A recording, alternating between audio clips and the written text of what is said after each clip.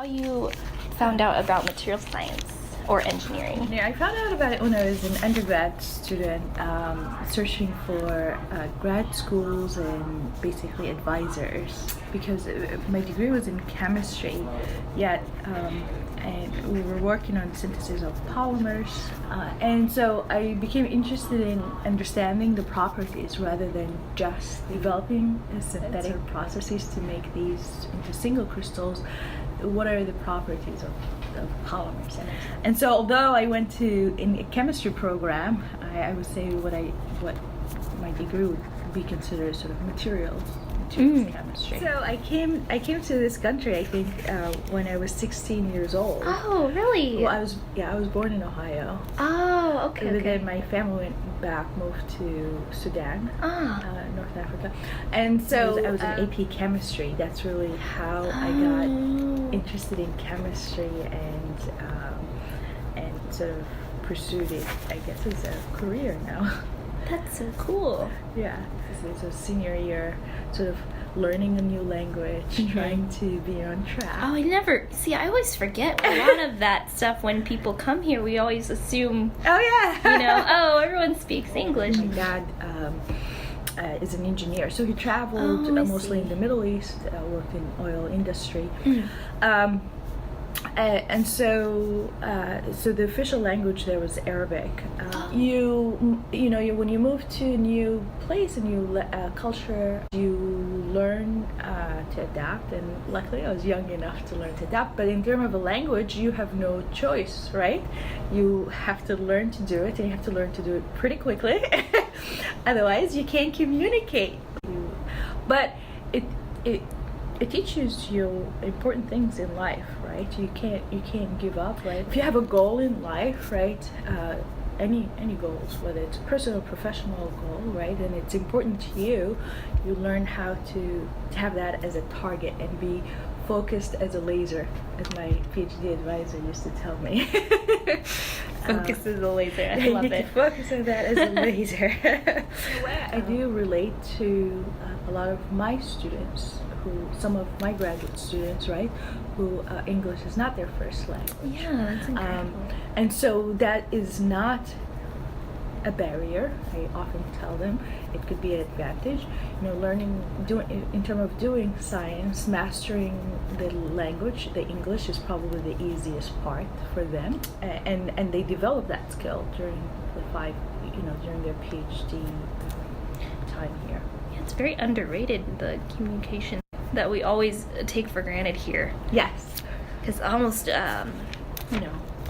all of the relevant science communication is in English, and we always forget that here because you grow up with it. You don't think about ever learning a new language so much as other people learn English, That's right. But it's still, when when a language is not your first language, there's still some things, right? It used to be so much in college, not anymore, right? Like common sayings that they just fly over your head, right? Oh, yeah. My husband's Italian, actually, so he had to learn English also sort of around when he's in his 20s. So there's some colloquial things that I say sometimes, and he has no idea what I'm talking about. Right. So yeah, I think that the biggest struggle usually when you start learning is the colloquial things and common, phrases or sayings. There. Do you think your father inspired you in some way for sciences because of his career?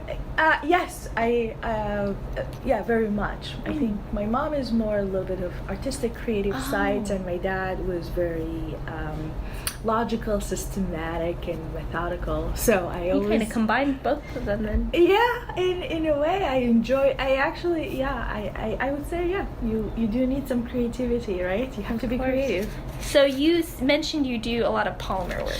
Yes. Is that what you're working on now? So I'd say we're mostly interested in soft materials, hybrid structures, organic, inorganic materials, in using sort of a bottom-up approach to the synthesis of novel materials with unique, photonic electronic and magnetic properties, and understanding, how the structure guides the properties.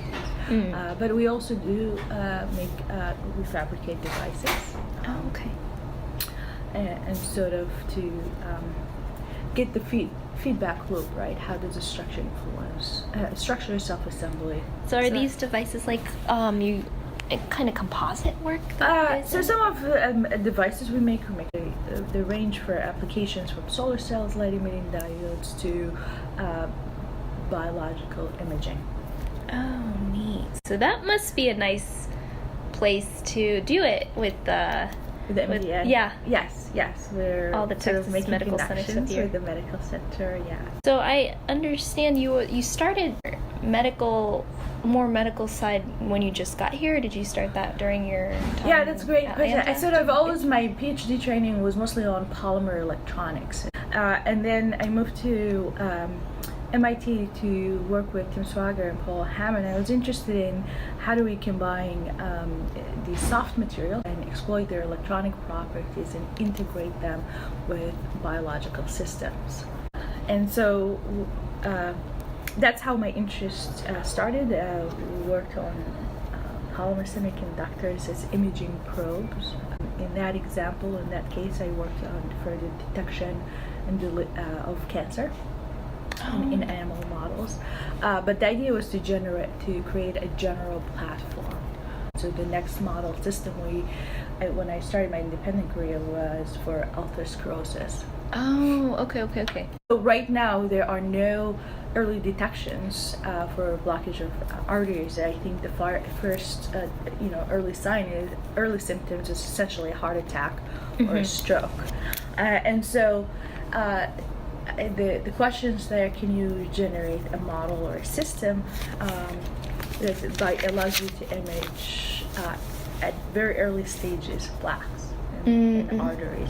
And so yes, I come from a materials background, so we were able to design materials that we can use as imaging probes. But of course, I collaborate with one of my colleagues, the Emory Medical School, where they develop mice models. Here, now that you have your a set of your own students, how do you like that dynamic, or what's it like in your group? So it's a relatively small group. My advising sort of technique is that I'm laid back, in that I allow students to the freedom to choose within boundaries, of course, right? Their project, to be creative. That's really what I'm looking for: students who are creative and come up with their own ideas. I was allowed that freedom when I was a graduate student and postdoc, and that's really what really drew me into research, into this career. Now, there are different styles. Some students are really like to be very hands-on, and I can do. And there's some students who like their space, and that's fine. That actually works great. Yeah, of course. I encourage them that we meet every week. Okay, that's good. And so we have one-on-one in addition to group meetings, basically sort of a back and forth conversation. Ideas exchanges, results, what's the next step, direction, suggestions, all that, what comes with a meeting. That's great.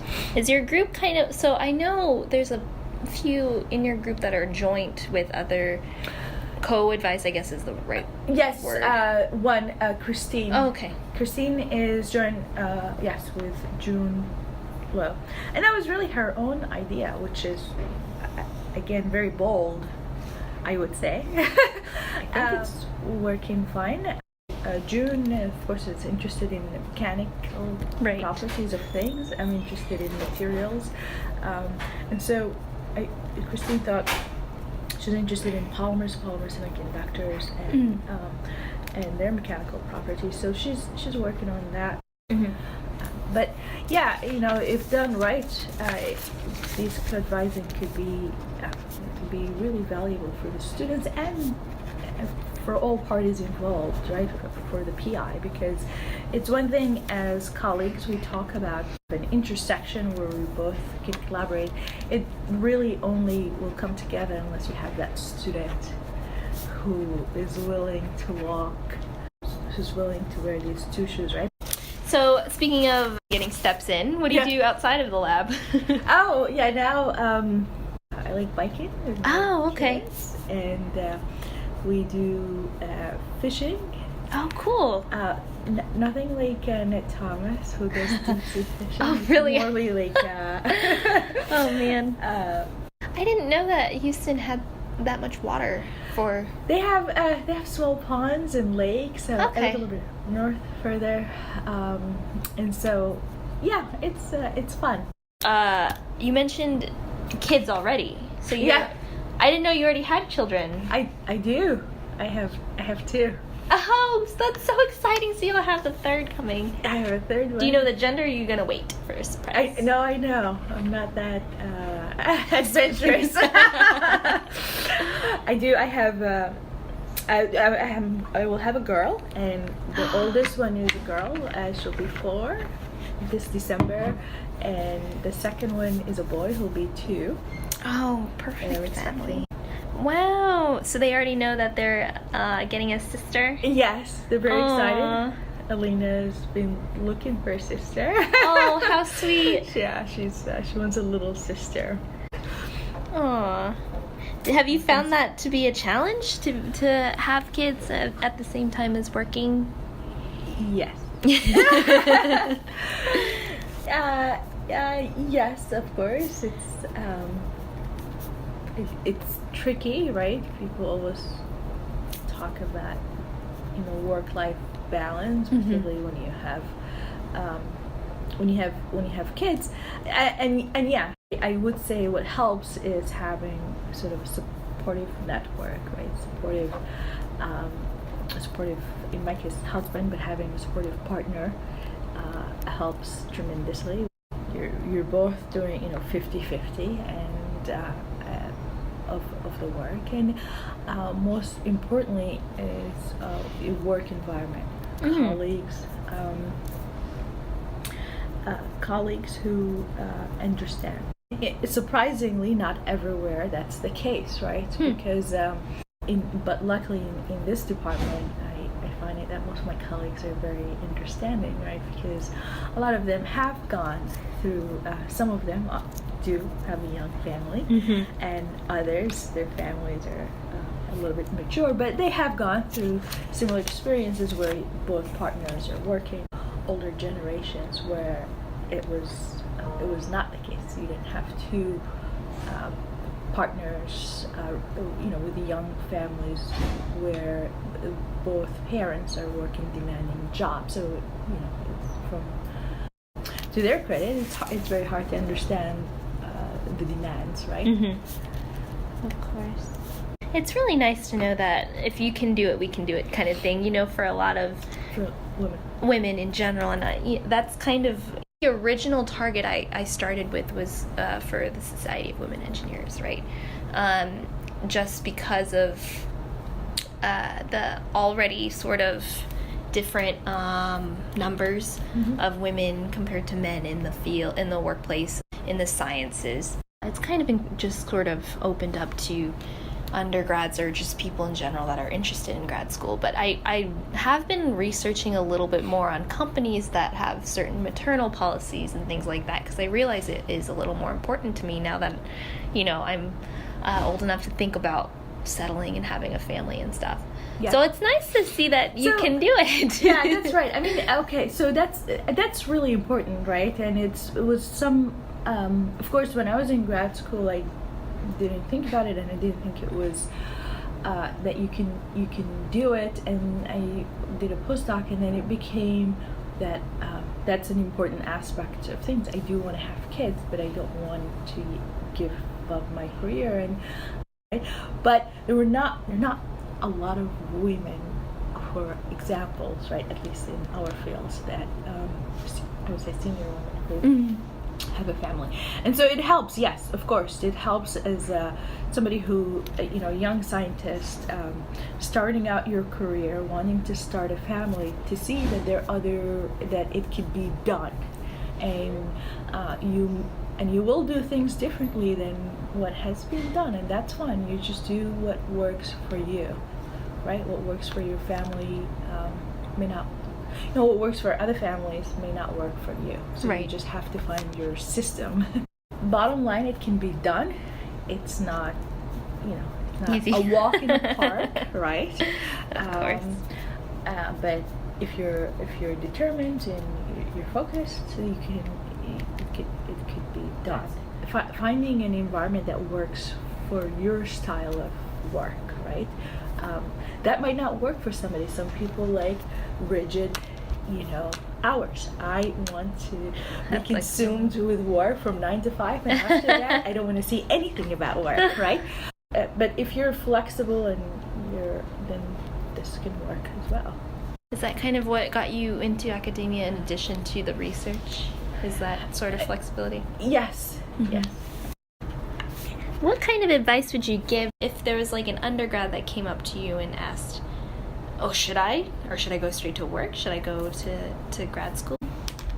No, I would tell undergrad students that they're young and they should, I won't discourage them from academia. Of course, it's a wonderful thing for me, but and it worked out fine. But I would say, if you're unsure, find really, they're young, they have time, find out what you like, what you like, right? What you want, so you have the ability to explore. And you have the time to explore, in fact, right? So you don't have to go from undergrad to grad school right away. And I would encourage them to do internships and find different opportunities, and then if they find that this is what they want to go to grad school, it's fine. There's nothing wrong with going to grad school immediately after you're undergraduate. There's also nothing wrong in taking time to explore what basically you enjoy doing. That's great. So in fact, before I went to grad school that summer, I did an internship at a pharmaceutical company in New York and Long Island, and that was mostly on drug discovery. Oh, okay. And basically, I learned a lot. I enjoyed it. I knew that wasn't the field that I wanted to go into after. That's a good thing to know. What doesn't float your boat. Right, by process of elimination, right? Of course. But I really do want to stress that to young women, that they can't have both. I mean, it's hard and it's challenging, but it's I always say every year I would reflect back how you become better at it. You become better at multitasking, but it's still a work in process. So I am nowhere near whatever it is work balance. So it's a constant. It's a constant dynamic process. Yeah. I would agree with that. What's been sort of the best part of your journey, you think, from the time you started school to getting your PhD to even being getting your faculty position here now? I'd say the journey has been amazing, and reflecting back, right, from being an undergrad to looking at professors as they're gods. No, you right? are. And then maturing to knowing that they're just people like you and I, driven by curiosity and really deep desire to learn, right, and to teach, really discover, learn, and we're constantly learning. So if you had $1 million grant, someone just came into the door and gave it to you, what do you think you'd do with it? So I guess, it's still at the heart, if of our sort of research is trying to answer the question of how do you take simple, what we say polymeric materials and build complexity, hierarchical complexity, right? And sort of imitate nature in a way that the complexity you want to build, or the system that you like to build, whether it's a system composed of sensors or whatever, that you start from a bottom-up approach, simple molecules, or simple monomers that can build as hierarchy structures, like in the case of proteins, right, and enzymes. That it starts from one-dimensional structures and it built into three-dimensional structures or multi-dimensional structures that does complex function, right?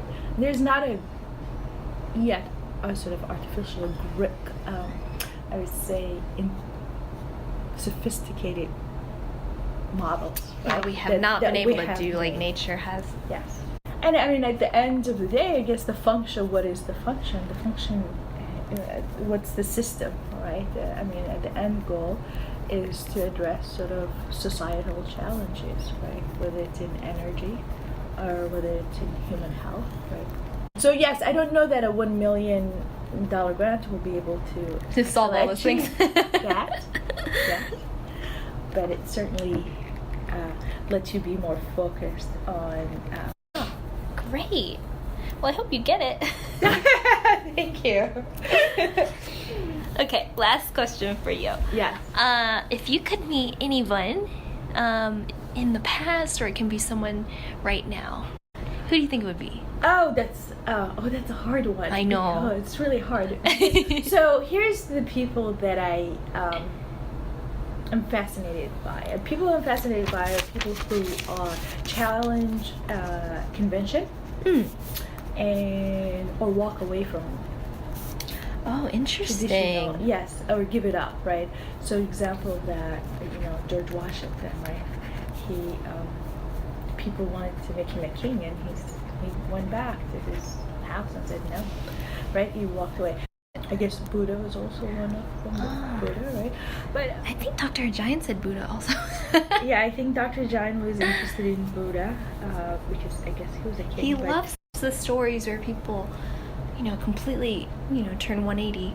I don't know. I'll say, okay, I think about it from what's my favorite experiment in science, and that would be, I guess, the Rutherford model, which is, that's my favorite sort of experiment, the gold foil experiment, which he basically discovered the atom model as we know it now. So maybe I would like to meet him. Yeah. Interestingly, he discovered that after he won a Nobel Prize. No way, I didn't know that. So, that's a good one. So I'd like to, because he was still, I guess, driven after his Nobel Prize. Yeah. Thank you so much. I think that was everything I meant to ask you. Thank you. That was fun. It was really great to pick your brain on some topics that I think a lot of people can relate to. Thank you.